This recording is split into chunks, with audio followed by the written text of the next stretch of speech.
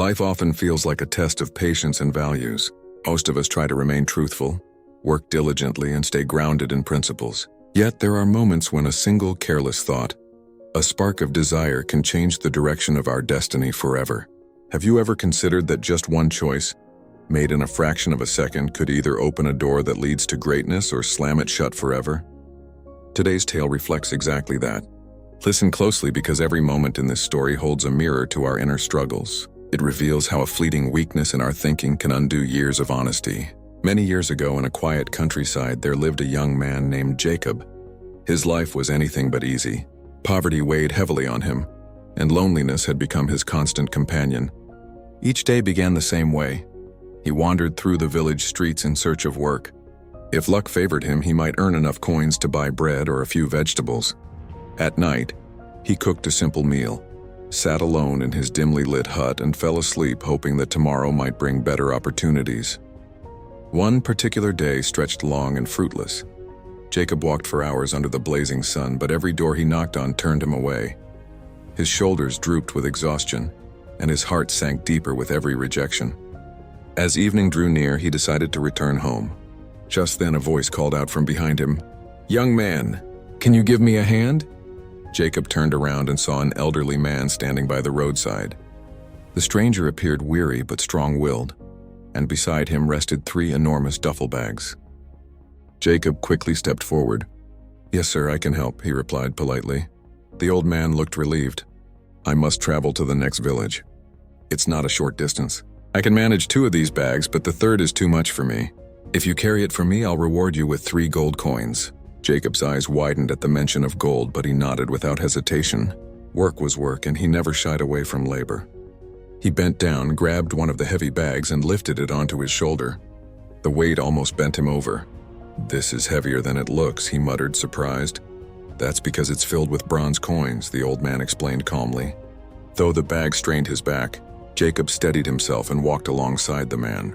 The journey continued in silence, but Jacob noticed that the old man kept glancing at him with suspicion. Jacob thought, perhaps he's afraid I'll run away with the bag. But he quickly reminded himself, "I am not a thief. My parents raised me to live honestly. I'd rather stay poor than betray someone's trust." After some time, they arrived at a riverbank. Without hesitation, Jacob stepped into the shallow water, balancing the heavy bag carefully. He waded across and waited on the other side. The old man, however, remained standing where he was. "I'm too old," the man said hesitantly. "Carrying these 2 across will be impossible for me. If I try, I may drown. Can you take 1 more bag for me?" "Don't worry, I'll give you 3 more gold coins." Jacob agreed without a second thought. But just as he reached for the second bag, the old man stopped him. "Promise me you won't run away." "This one holds silver coins," Jacob frowned. "Do I really look like a thief to you?" he asked, a little offended. "I never cheat anyone for money. Hand me the bag, I'll get it across." Though still cautious, the old man gave him the second bag. Jacob carried it over carefully and set it beside the first. His heart remained firm. Neither bronze nor silver could make him abandon his values. Their journey continued until they reached the base of a hill. Jacob began climbing slowly with both bags, but when he turned back, he noticed the old man still at the bottom. "Why aren't you climbing?" Jacob shouted. The man sighed. "I'm too weak to climb with this last bag. It contains gold coins. If I hand it to you, what if you run away? I would never be able to catch you." Jacob, now slightly frustrated, replied firmly, "Haven't I proved myself enough? I am not that kind of person. In fact, once I worked at a small loan office. When my employer asked me to falsify accounts, I resigned immediately. I've always chosen honesty over easy money." The old man studied him silently for a moment, then finally handed over the bag. "I hope your words are true. Go ahead and I'll follow slowly. Wait for me on the other side of the hill." Jacob adjusted the bag of gold on his back and began the climb. His legs burned from fatigue and sweat trickled down his forehead. As the distance between him and the old man widened, a dangerous thought slipped into his mind. What if I don't wait? What if I take all 3 bags and disappear? He's too old to chase me. With this wealth, I could change my life forever. That single thought began to grow. Why should an old man keep all this treasure? He has already lived most of his life. But me, I'm still young. With this money, I could buy land, start a business, marry someone beautiful, and live in comfort. The more he thought about it, the more tempting it became. His heart pounded and his steps quickened. Soon he was running, clutching the bags tightly, driven by the greed that now overpowered his honesty. When he finally reached his home, Jacob bolted the door behind him. Breathing heavily, he tore open the bags, expecting to see mountains of gold and silver. But to his shock, the bags contained nothing but ordinary stones. Not a single coin. His hands trembled as he dug deeper, hoping it was just the top layer.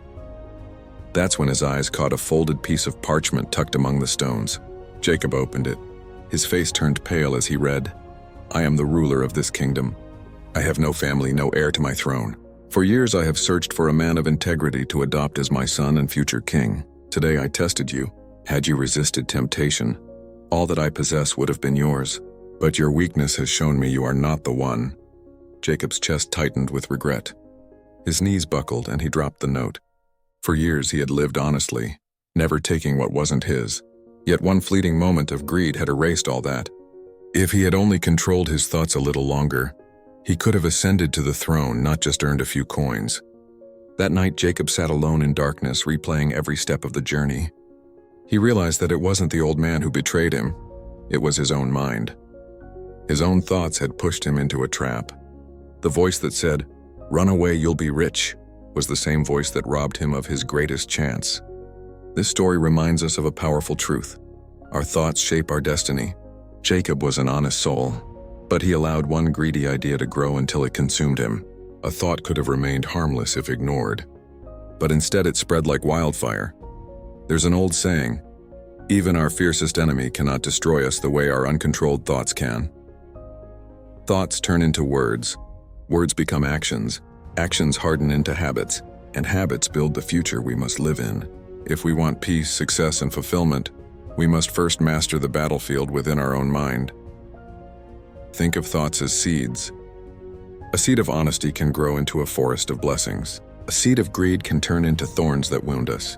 What we choose to plant will decide what harvest we reap tomorrow. So let us be mindful of the voices we listen to inside our heads. A moment of patience, a moment of restraint can save us from years of regret. Choose to nurture thoughts of kindness, gratitude, and truth. In them lies the power to create a life far richer than gold. And with that, I leave you with a message. If you believe stories like this hold lessons worth sharing, spread them with others.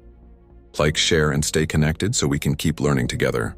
Until next time, remember, be patient, stay grateful, and keep walking forward with honesty in your heart.